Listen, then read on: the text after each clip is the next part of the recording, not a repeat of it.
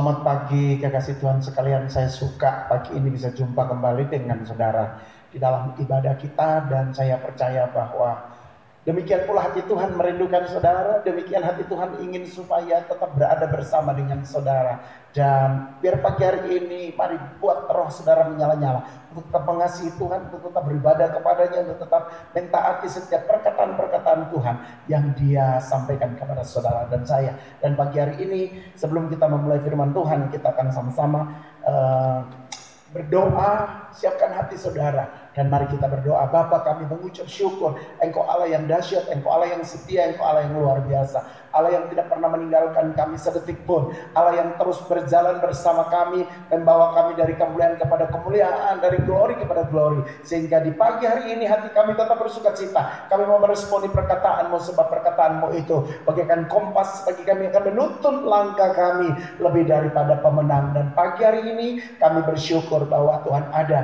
untuk menjadi kekuatan bagi kami, menjadi Allah satu-satunya yang terus membimbing kami dari sekarang sampai selama-lamanya.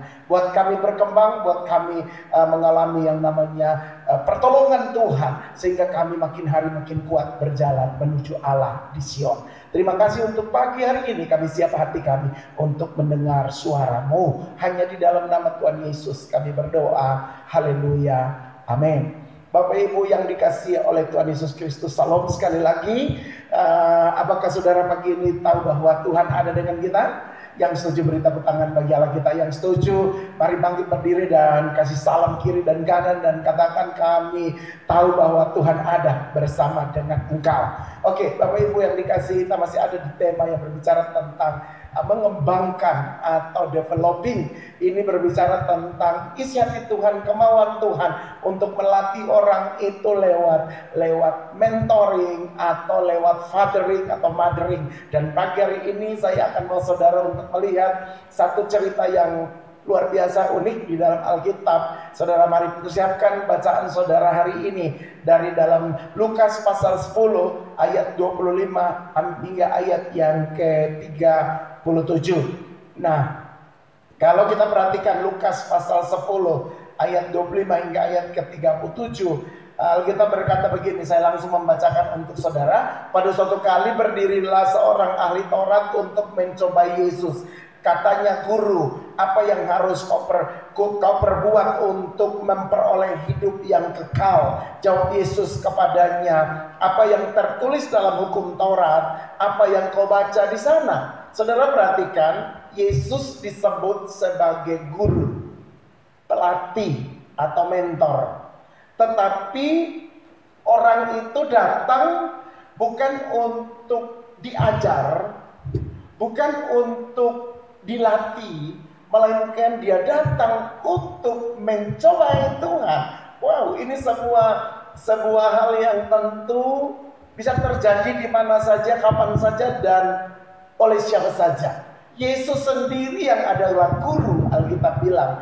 Lukas 10 ayat 25 dia bilang, ada seorang ahli Taurat. Siapa ahli Taurat? Ahli Alkitab loh saudara. Menguasai itu Taurat, ahli dalam Taurat. Tetapi dia datang kepada Tuhan, dia datang kepada Yesus bukan untuk belajar, tapi untuk mencobai Tuhan. Ini spirit yang harus kita kalahkan ketika kita lagi bicara tentang mentoring atau fathering. Bahwa mencobai itu adalah spirit ahli Taurat. Saudara perhatikan, pada suatu kali berdirilah seorang ahli Taurat untuk mencobai Yesus. Katanya, Guru, apa yang harus kuperbuat untuk memperoleh hidup yang kekal? Kira-kira dia tahu enggak tentang memperoleh hidup yang kekal? Tahu, karena dia ahli Taurat. Dan Yesus menjawab proporsional sesuai dengan kebutuhan orang tersebut. Yesus bilang, apa yang tertulis dalam hukum Taurat? Karena dia ahli Taurat. Tuhan kembalikan kepada apa yang dia pelajari. Apa yang tertulis dalam hukum Taurat? Apa yang kau baca di sana? Kemudian saudara perhatikan ayat 27, jawab orang itu, kasihilah Tuhan Allahmu dengan segenap hati dan dengan segenap jiwa dan dengan segenap kekuatanmu dan dengan segenap akal budimu, dan kasihilah sesamamu manusia seperti dirimu sendiri. Kemudian kata Yesus kepadanya, jawabanmu itu benar, perbuatlah demikian, maka engkau akan hidup. Yesus menjawab pertanyaan ahli Taurat itu dengan apa yang tertulis di dalam hukum Taurat. Jadi Yesus tidak lari kemana-mana untuk mencari jawaban, tapi dia menjawab dari Alkitab, dari Taurat itu sendiri. Dan dia bilang, orang ini benar-benar hafal, saudara. Lihat, kasihilah Tuhan Allahmu dengan segenap hatimu, dengan segenap jiwamu, dengan segenap kekuatanmu, dengan segenap akal budimu, dan kasihilah sesamamu manusia seperti dirimu sendiri. Dahsyat, saudara.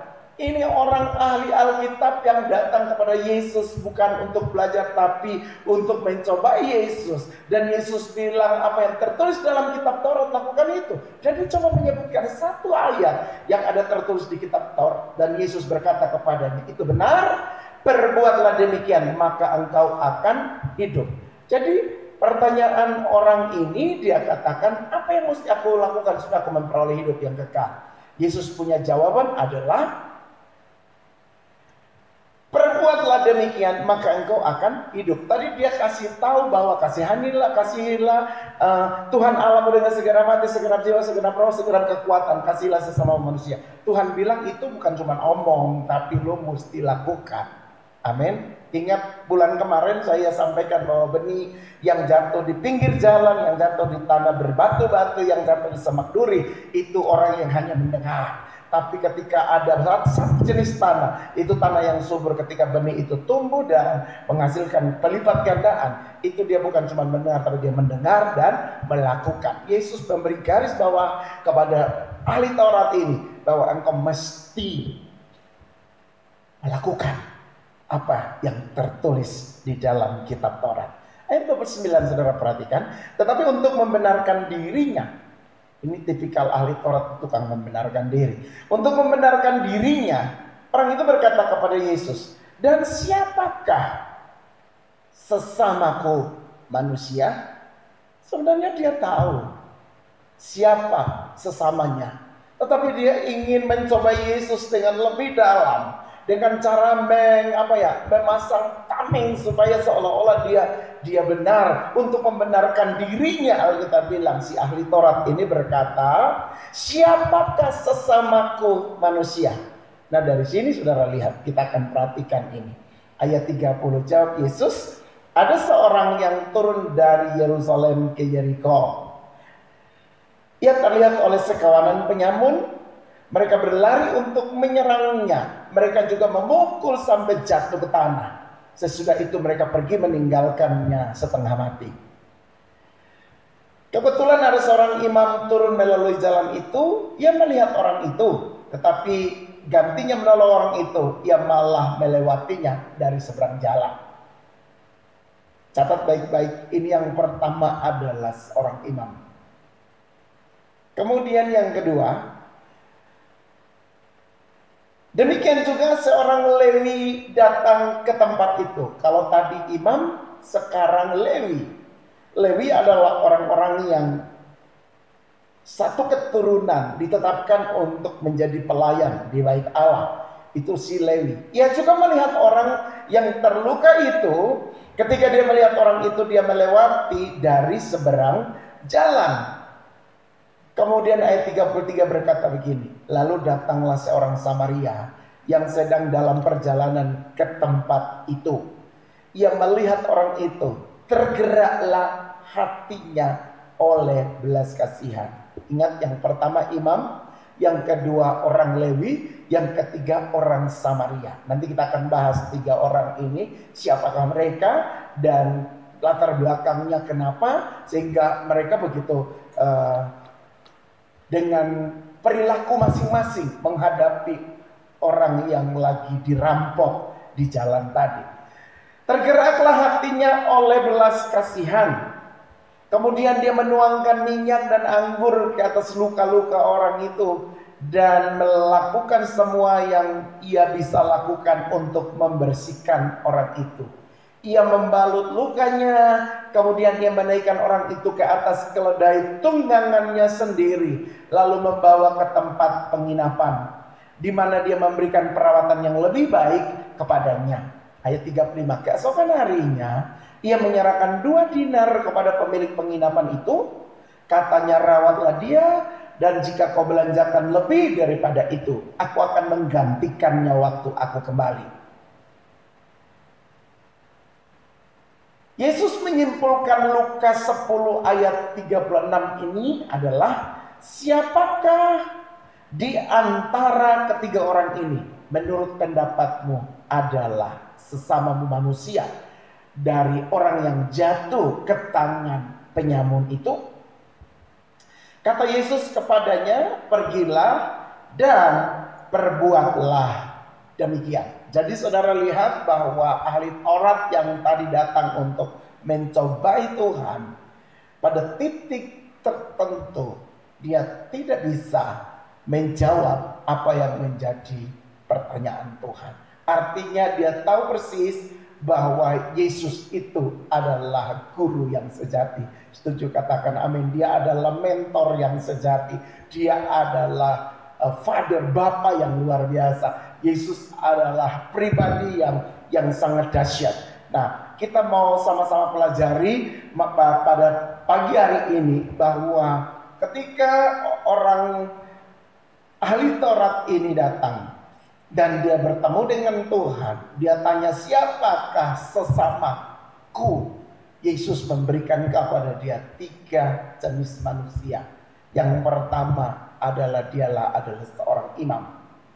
Seorang imam yang tugasnya tiap hari tentu ada di rumah Tuhan, mempersembahkan korban kepada Tuhan, menjadi orang yang mempersembahkan doa di hadapan Tuhan.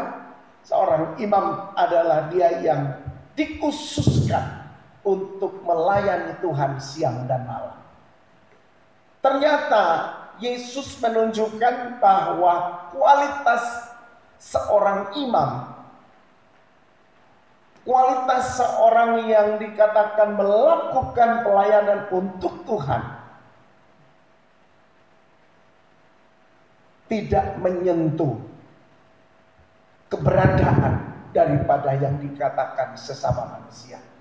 Sekali lagi, standar kehidupan seperti seorang imam melayani Tuhan, melakukan sesuatu di rumah Tuhan setiap hari, tapi itu tidak menjadi jaminan untuk dia turun untuk menolong orang yang lagi terkapar tadi. Kemudian yang kedua, Lewi. Lewi adalah mereka yang ditetapkan secara garis keturunan. Tuhan memilih mereka menjadi suku yang melayani Tuhan sepanjang masa. Lewi pun, standar kehidupan sebagai Lewi itu tidak menjadi jaminan bahwa orang tersebut rela untuk turun dan menolong orang yang lagi dirampok sama penyamun. Kalau kita bicara tentang orang yang dirampok sama penyamun, ini orang yang dalam keadaan tertekan, orang yang lagi punya pergumulan, orang yang lagi terkapar, orang yang lagi tidak mampu, tidak sanggup. Justru di mata imam dan di mata orang Lewi ini tidak masuk di dalam hitungan mereka. Mereka membelok, mereka sengaja untuk tidak melihat orang yang dalam keadaan kesusahan ini. Tapi kemudian kita temukan bahwa di jalan yang sama turun seorang Samaria. Apa yang dilakukan oleh orang Samaria itu? Hatinya disentuh oleh belas kasihan. Yesus mau tunjukkan kepada kita semua di pagi hari ini bahwa jika engkau mau untuk menjadi pribadi yang mendengar apa yang Tuhan ajarkan, adalah ikutilah tipe orang Samaria ini. Apa yang dilakukan oleh orang Samaria ini, saudara? Alkitab berkata bahwa tergeraklah hatinya oleh belas kasihan. Jadi semua yang kau lakukan dalam hidup ini untuk mau jadi murid, untuk memuridkan seseorang, untuk menjadi mentor atau mementoring seseorang, ataupun menjadi father untuk memfaderin seorang, dengar baik saudara, dimulai dengan hati yang penuh belas kasihan. Setuju, katakan amin. Dimulai dengan hati yang penuh belas kasihan. Ini yang dimiliki oleh orang Samaria. Siapa orang Samaria ini? Saudara, saya punya catatan. Orang Samaria ini adalah, atau Samaria ini adalah ibu kota kerajaan Israel Utara sejak Raja Omri. Itu saudara bisa lihat di dalam 1 Raja-Raja 16 ayat 24, bagaimana ibu kota kerajaan utara itu adalah Samaria. Dan pada tahun 722 before Christ itu direbut oleh Raja Asyur. Saudara bisa baca di dalam 2 Raja-Raja 17 ayat yang kelima. Kemudian dari kualitas penduduknya, penduduk Samaria ini adalah orang yang penduduknya itu bercampur, homogen. Dan bercampur dengan bangsa-bangsa lain dan kawin-mawin, agama mereka juga jadinya bercampur-campur. Saudara bisa lihat di dalam 2 Raja-Raja 17 ayat 24 hingga ayat 41. Nah, di dalam perjanjian baru, saudara, kalau tadi dalam perjanjian lama, ibu kota daripada Israel Utara, kemudian direbut oleh Asyur pada tahun 722, kemudian kehidupan mereka itu hidupnya kawin-mawin, campur baur di situ. Nah, dalam perjanjian baru, Samaria adalah daerah di antara Galilea Utara dan Yudea Selatan. Jadi ini kota di antara Galilea dan Yudea. Nah, penduduknya ini dibenci oleh orang-orang Yahudi karena perbedaan agama dan kebiasaan tadi. Karena mereka orang-orang Yahudi yang kawin dengan orang luar, sehingga mereka tidak lagi asli Ibrani atau Yahudi. Perhatikan baik-baik. Itu Samaria. Sehingga Yesus mengambil contoh bahwa ada orang yang tidak diperhitungkan, ada orang yang tidak dianggap, ada orang yang dianggap sampah masyarakat. Orang Samaria itu kan dianggap sampah masyarakat, gak ada artinya. Tapi justru di strata kehidupan sosial ekonomi Yahudi, saudara perhatikan, imam itu orang-orang yang top level. Lewi itu juga adalah orang-orang yang berada di seputar bait Allah. Berbeda dengan Samaria. Samaria adalah orang yang terbuang, yang tidak dianggap, yang dibenci oleh orang-orang Yahudi. Tapi justru Yesus mengambil ini perumpamaan, menunjukkan kepada orang-orang atau kepada ahli Taurat tadi, bahwa orang yang tidak dianggap itu justru yang paling menyentuh hati Tuhan. Justru yang paling mendapat kredit poin yang paling besar dibanding daripada imam dan juga Lewi tadi. Oleh karena itu kita lihat apa yang Yesus sementara mengungkapkan kepada orang ahli Taurat ini, bahwa betapa pentingnya dia mengerti siapa sesamanya itu yang sesungguhnya. Bapak yang dikasihi oleh Tuhan Yesus Kristus, ketika kita lihat daripada orang Samaria yang murah hati ini, maka kita akan belajar pagi ini 5 hal yang dimiliki oleh orang Samaria ini. Sehingga ini menjadi pelajaran bagi kita untuk kita mengerti, untuk supaya kita mau dijadikan Tuhan itu besar, berkembang dan luar biasa. Saudara mesti memiliki 5 hal ini.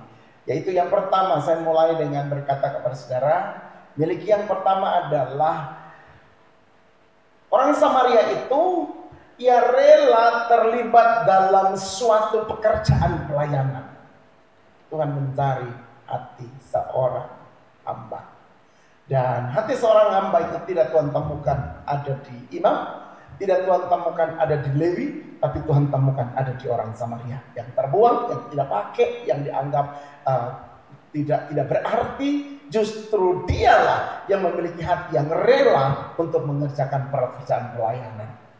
Loh, itu melayani orang yang terkapar, yang sudah tidak ada lagi kekuatan itu, sampai dia mesti bawa ke tempat penginapan, membayarnya dengan uangnya sendiri. Dan ini kan bicara tentang pelayanan. Jadi poin yang pertama atau pelajaran pertama yang bisa kita pelajari dari orang Samaria ini adalah dia rela untuk terlibat dalam suatu pekerjaan pelayanan. Pastikan pagi hari ini engkau adalah orang yang terlibat di dalam pekerjaan pelayanan.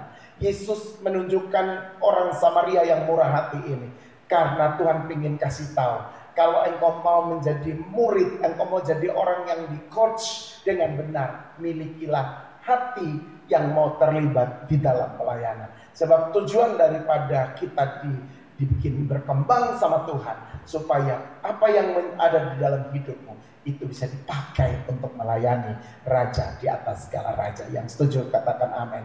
Yesaya pasal 6 ayat 8 berkata begini, lalu aku mendengar suara Tuhan berkata, siapakah yang akan kuutus dan siapakah yang mau pergi untuk aku? Maka sahutku, inilah aku, utuslah aku. Kita mau belajar dari Yesaya pasal 6 ini untuk kita berkata kepada Tuhan. Waktu Tuhan berkata, siapakah yang mau pergi untuk aku? Maka sahut Yesaya, ini aku, utuslah aku. Saya suka ayat ini, adalah ayat pengutusan. Waktu saya mau diutus ke Ruteng di tahun 2000, saya didoakan dan ayat ini dikasih sama pemimpin saya. Dia katakan, siapa yang mau pergi untuk aku? Maka sahutku, ini aku, utuslah aku. Dan saya percaya hari ini saya masih berdiri di tempat di mana Tuhan mengutus saya. Dan saya mau melakukan yang terbaik yang bisa saya lakukan untuk umat gembalaan Tuhan di tempat ini. Oleh karena itu, yang pertama, rela terlibat dalam suatu pekerjaan pelayanan. Itu adalah hati yang lagi dicari sama Tuhan untuk dibentuk lebih lagi, untuk dikembangkan lebih lagi. Sebab kerajaan Allah membutuhkan saudara dan juga membutuhkan saya. Tepuk tangan bagi Allah kita. Sebab kerajaan Allah lagi mencari orang-orang yang punya hati rela. Rela, saudara, hati rela untuk mengerjakan sesuatu yang terbaik bagi Tuhan. Yang setuju, tepuk tangan sekali lagi bagi Allah kita. Kata Yesaya 6 ayat 8 berkata bahwa ini aku Tuhan, utuslah aku. Biar ini boleh menjadi perkataan saudara juga pagi hari ini, bahwa ketika engkau tahu bahwa Tuhan cari kamu, engkau memiliki hati yang rela melayani Tuhan, maka engkau mesti sahut Tuhan dengan berkata, ini aku Tuhan, utuslah aku. Itu poin yang pertama yang kita bisa belajar dari orang Samaria yang murah hati itu. Sebenarnya di kasus tadi, dia tidak seperti Yesaya yang mendengar suara Tuhan. Tapi orang Samaria ini adalah orang yang praktis, yang mempraktikkan firman, yang mempraktikkan perkataan Tuhan Yesus sekalipun dia tidak belajar firman. Sekalipun dia bukan ahli firman Tuhan, dia bukan ahli Taurat, tapi hatinya itu digerakkan oleh belas kasihan untuk melayani sesama. Oleh karena itu, ini yang lebih baik. Ini yang lebih dahsyat. Mungkin orang Samaria ini bukan orang yang sekolah jadi ahli di kitab Taurat, tetapi dia adalah pelaku daripada Taurat itu sendiri. Ini yang Tuhan lagi cari, yaitu orang-orang yang mau menjadi pelaku. Dia bukan cuma mendengar secara audible mungkin Tuhan bicara kepada dia, tapi di dalam hatinya dia memiliki spirit yang melakukan apa yang menjadi kehendak Tuhan di dalam hidup ini. Itu adalah saudara dan saya. Tepuk tangan bagi Allah kita. Pelajaran yang kedua yang kita mau belajar adalah bahwa orang Samaria itu tidak memandang ras ataupun latar belakang daripada orang yang mau ditolong sama dia. Kan dia tidak tahu siapa tuh yang tergeletak di situ. Dia tidak tahu itu dari golongan Samaria, atau dari golongan imam, atau dari golongan Lewi, atau dari golongan rakyat jelata biasa. Dia tidak tahu. Tapi Alkitab menceritakan bahwa orang ini dirampok oleh para penyamun. Artinya ada masalah yang menimpa orang tersebut. Dia tidak tanya, lu suku sama dengan saya atau tidak? Lu kelompok saya atau tidak? Kamu grup saya atau tidak? Tidak. Dia tidak pakai tanya seperti itu. Tetapi dia datang dengan hati yang penuh belas kasihan.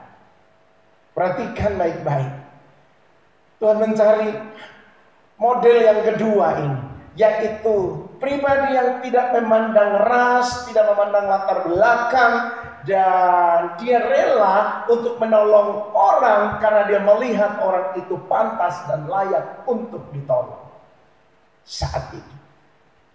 Oleh karena itu, kekasih Tuhan sekalian, pelajaran kedua yang kita mau belajar dari orang Samaria yang murah hati ini, yaitu dia tidak memandang ras, dia tidak memandang golongan, dia tidak melihat kamu dari kelompok mana, kamu dari kelompok mana, tetapi dia tahu bahwa ini orang pantas dan layak untuk ditolong. Dan dia datang untuk memberikan pertolongan seperti itu. Nah, oleh karena itu Roma pasal 2 ayat 10 berkata begini, tetapi kemuliaan, kehormatan, dan damai sejahtera akan diperoleh semua orang yang berbuat baik. Pertama-tama orang Yahudi dan juga orang Yunani. Kemudian ayat yang ke-11, sebab Allah tidak memandang bulu. Kita punya Allah yang tidak pandang bulu, maka kita mesti punya karakteristik seperti dia. Kalau kita tidak memandang ras, tidak memandang latar belakang dari mana orang itu, kita tidak melihat dia kaya atau miskin, tetapi kita punya hati yang penuh belas kasihan, sebab kita tahu kita datang untuk melayani orang yang seperti itu. Nah, Roma 2 ayat 10 dan 11 berkata Allah tidak memandang bulu. Kemuliaan, kehormatan, damai sejahtera akan diperoleh semua orang yang berbuat baik, Yahudi dan juga orang-orang Yunani. Sebab Allah tidak pandang dia Yahudi, dia Yunani. Siapapun yang hatinya kena kepada Tuhan, orang itu layak untuk diberkati, dijadikan besar sama Tuhan. Jadi pelajaran yang kedua kita lihat bahwa Samaria yang murah hati ini, dia tidak pernah memandang perbedaan, dia tidak pernah memandang ras, latar belakang, kaya miskin, putih hitam, tinggi pendek, segala macam. Tetapi dia lebih melihat daripada kebutuhan yang harus menjadi dia harus menjadi penjawab kebutuhan daripada orang yang mengalami pergumulan di dalam hidup ini. Pelajaran yang ketiga yang mau kita pelajari dari orang Samaria ini adalah dia adalah seorang pengatur yang baik. Sampai dia berani mengeluarkan uangnya untuk kesembuhan daripada orang itu. Dia kerja tuntas sampai selesai, tidak setengah jalan, saudara. Dia tidak setengah jalan terus dia mengundurkan diri. Tetapi Alkitab berkata, ia adalah seorang pengatur yang baik, seorang yang bertanggung jawab sampai selesai apa yang mau dia kerjakan. Saudara perhatikan tadi Alkitab bilang, ketika orang itu bertemu dengan orang yang lagi dirampok oleh penyamun itu, ia melihat orang itu dan tergeraklah hatinya oleh belas kasihan. Apa yang dia lakukan? Ia menuangkan minyak dan anggur ke atas luka-luka orang itu. Anggur dan minyak dia bawa sebagai perbekalannya di jalan. Dan saudara lihat, itu sangat bermanfaat untuk orang itu. Dia totalitas di dalam semua yang dia tidak setengah-setengah. Apa yang dia punya dia tuangkan kepada orang yang sakit itu. Minyak dan anggur itu barang yang berharga bagi dia di perjalanan. Tetapi dia tahu bahwa orang yang dirampok sama penyamun ini sangat lebih membutuhkan minyak dan anggur itu kebanding dirinya sendiri, dan dia mencurahkan semua di situ. Bukankah ini gambaran daripada orang yang sangat bertanggung jawab atas apa yang dia temui di jalan, dan dia melakukan semua yang ia bisa lakukan untuk membersihkan orang itu. Dia membalut luka-lukanya, kemudian dia menaikkan orang itu ke atas keledai tunggangannya sendiri, lalu membawanya ke tempat penginapan, di mana ia memberikan perawatan yang lebih baik kepadanya. Dan keesokan harinya dia menyerahkan 2 dinar kepada pemilik penginapan itu. Kemudian dia berkata, rawatlah dia, dan jika kau belanjakan lebih daripada itu, aku akan menggantikan waktu aku kembali. Kalian lihat, orang ini orang yang bertanggung jawab. Orang ini adalah orang yang sangat-sangat luar biasa. Dia adalah seorang pengatur yang baik. Dan Alkitab bilang, jika engkau setia dalam perkara yang kecil, aku akan mempercayakan kamu perkara yang lebih besar lagi. Amin. Setia aja mengerjakan yang kecil-kecil ini. Dengan setia sampai tuntas tanpa menggerutu, satu hari engkau akan dipercayakan lebih besar lagi. Satu hari engkau akan dipercayakan lebih besar. Karena Tuhan kita, Tuhan yang suka mempercayai semakin besar, semakin besar, semakin besar, semakin berkembang, semakin berkembang, semakin berkembang untuk saudara dan juga untuk saya. Nah, oleh karena itu perhatikan bahwa yang ketiga, ia adalah seorang yang merupakan pengatur yang baik. Sehingga Tuhan tertarik untuk memberikan contoh kepada ahli Taurat itu tentang orang Samaria yang baik hati ini. Yang keempat, apa yang dimiliki oleh orang Samaria ini? Sekalipun dia orang yang tidak diperhitungkan sama orang Yahudi, sekalipun dia adalah orang yang cuman sekedar bangsa yang ditolak, tetapi yang saya tahu bahwa orang Samaria ini dia memiliki nama baik, saudara. Sekalipun nama baik itu bukan karena baju yang dia pakai, Nama baik itu bukan karena status yang dia miliki. Nama baik itu bukan karena latar belakang pendidikan yang dia punya. Tetapi nama baik itu karena dia berintegritas. Nama baik itu karena dia melakukan apa yang memang harus dia lakukan. Perhatikan baik-baik bahwa Amsal 22 ayat yang ke-1 berkata, nama baik lebih berharga daripada kekayaan besar. Dikasihi orang lebih baik daripada perak dan emas. Sekali lagi, nama baik lebih berharga daripada kekayaan besar. Dikasihi orang lebih baik daripada perak dan emas. Pelajaran keempat yang kita bisa pelajari daripada si Samaria ini adalah dia adalah orang yang memiliki nama baik di dalam hidup ini. Apa itu nama baik? Nama baik adalah karakteristik daripada orang. Apa yang dia omong, itu yang dia lakukan. Apa yang dia kerjakan, itu yang dia ucapkan. Jadi mari kita lihat bahwa orang Samaria ini memiliki nama baik. Tidak memiliki reputasi yang buruk. Tidak pernah jadi hal-hal yang buruk sebelumnya. Dan dia berjalan di dalam integritasnya sebagai orang yang menjaga nama baiknya.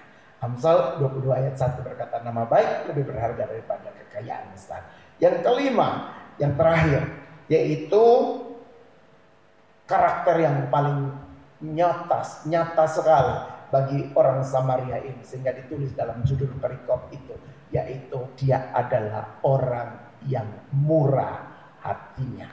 Orang yang murah hati, Amsal 11 ayat 17 berkata begini, orang yang murah hati itu berbuat baik kepada dirinya sendiri, tetapi orang yang kejam menyiksa badannya sendiri. Jadi ada dua jenis orang. Satu orang yang murah hati, kemudian yang kedua orang yang kejam. Orang yang murah hati itu Alkitab berkata dia berbuat baik kepada dirinya sendiri. Tetapi orang yang kejam itu juga sama, untuk diri sendiri tapi dia menyiksa dirinya sendiri. Ada di mana saudara dan saya hari ini? Orang yang murah hati, yang sementara berbuat baik kepada dirimu sendiri, tetapi atau orang yang kejam, yang menyiksa badanmu sendiri. Yang kelima yang kita mau belajar daripada orang Samaria ini, dia lagi berbuat baik, dia lagi murah hati, dan ketika dia murah hati, saudara, dia sementara melakukan sesuatu yang baik bagi dirinya sendiri. Saya waktu merenungkan firman Tuhan ini, saya pikir cukup dalam artinya. Murah hati berarti kamu berbuat baik kepada dirimu sendiri. Maka orang yang murah hati itu hidupnya akan aman, akan sehat, akan kuat, dan lain sebagainya. Orang yang murah hati itu berbuat baik kepada dirinya seperti dia merawat dirinya waktu dia berbuat baik kepada orang lain. Tapi kalau orang kejam, Alkitab berkata, dia menyiksa badannya sendiri. Satu ayat lagi, murah hati itu di dalam Matius pasal 5 ayat yang ke-7. Apa kata firman Tuhan?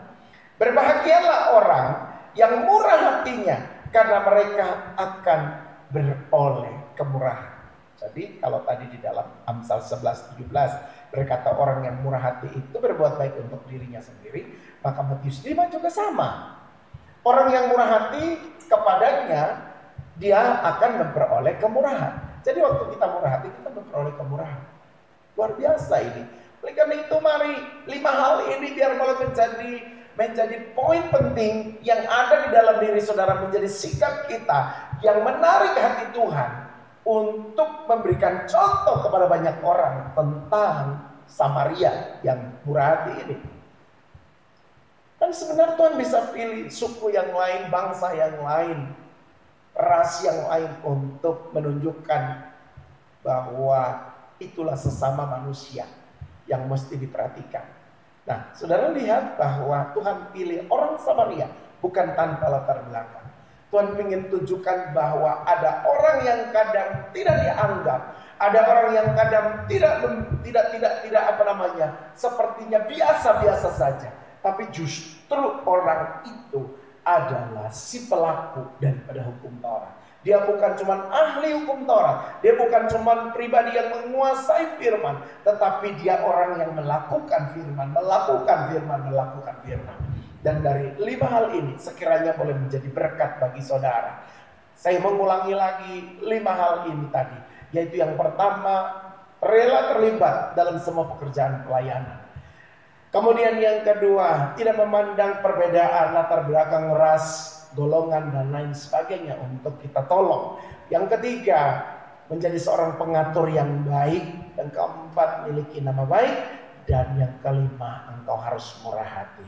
Saya percaya bahwa Yesus mengangkat contoh daripada orang Samaria ini untuk kita belajar bersama-sama pagi hari ini. Sekiranya firman Tuhan pagi hari ini memberkati saudara, menguatkan saudara, dan membangun kembali kita untuk kita melihat, adakah engkau adalah orang yang Tuhan cari, yang memiliki kemurahan hati seperti orang Samaria ini. Jika engkau itu, mari buka tanganmu dan kita akan sama-sama berdoa pagi hari ini. Mari bangkit berdiri di tempatmu dan buka tanganmu. Pastikan bahwa pagi ini Tuhan mengajarkan sesuatu kepada engkau. Sebab dia adalah guru yang agung kita, yang lagi mengajarkan kita tentang hal-hal yang praktikal, yang mesti dilakukan tiap-tiap hari oleh saudara dan saya. Mungkin kita berkata, Tuhan, saya belum mampu. Tidak apa-apa, tapi engkau sementara belajar untuk itu. Mungkin engkau berkata, Tuhan terlalu berat. Tuhan katakan, bebanku ringan yang aku kasih kepadamu. Karena itu jangan mengeluh, jangan menggerutu. Lakukan sesuatu bersama dengan Tuhan. Dan saya percaya engkau pasti akan diberkati sepanjang minggu ini. Mari kita berdoa. Bapa, kami mengucap syukur. Kalau pagi ini engkau ajar dan latih kami menjadi seorang yang tidak ahli di dalam Taurat saja, ahli di dalam kitab-kitab suci, tapi kami juga orang yang dapat melakukan apa yang ditulis dalam firman Tuhan. Kami merupakan orang yang mempraktekkan firman yang diajarkan oleh Tuhan sendiri. Dan pagi hari ini berkati umat-Mu. Buat kami menjadi makin dewasa di dalam Engkau. Buat kami makin kuat, makin sungguh-sungguh, makin berapi-api, makin menyala-nyala dengan Tuhan. Sehingga tidak ada satupun yang ketinggalan di dalam pergerakan Tuhan. Bapakku berdoa, Engkau memberkati semua jemaat pagi hari ini. Yang lemah Tuhan kuatkan, yang sakit Tuhan sembuhkan, yang lagi punya pergumulan dalam keluarga, rumah tangga, Tuhan Engkau yang bikin persoalan pergumulan itu diselesaikan. Bahkan Tuhan sendiri berjalan di depan umat-Mu. Engkau memimpin mereka, Engkau seperti air yang menerobos tembok. Bahkan Engkau berjalan dengan tiang awan dan tiang api-Mu, pertanda kehadiran Tuhan tiap saat di dalam kehidupan kami umat-Mu. Oleh karena itu umat Tuhan, mari buka kedua tanganmu pagi hari ini. Pulanglah dan kembalilah dalam hidup saudara, dalam rumah tangga saudara, dalam pekerjaan dan bisnis saudara, dengan menerima berkat Tuhan. Allah Abraham, Allah Ishak, Allah Yakub mengedangkan tangan di atasmu dan mencurahkan segala berkat yang terbaik, yang membuat engkau naik dan bukan turun, engkau jadi kepala dan bukan ekor. Apa yang dikerjakan tangan Tuhan buat jadi berhasil. Karena itu pulanglah dengan menerima berkat, yaitu anugerah dan kasih sayang yang berasal dari Bapa di surga, penyertaan oleh kuat kuasa Yesus Kristus Tuhan, akan persekutuan dalam Roh Kudus tinggal tetap menyertai, menolong dan membimbing saudara-saudara semua dari pagi hari ini sampai selama-lamanya, hingga hari Maranatha Tuhan Yesus datang di awan-awan untuk menjemput engkau dan saya para salehnya. Berkat terbaik ini terimalah bersama-sama hanya di dalam nama Bapa, Putra dan Roh Kudus, di dalam nama Tuhan Yesus Kristus. Yang percaya dan diberkati Tuhan, sama-sama kita katakan amin. Tuhan Yesus memberkati.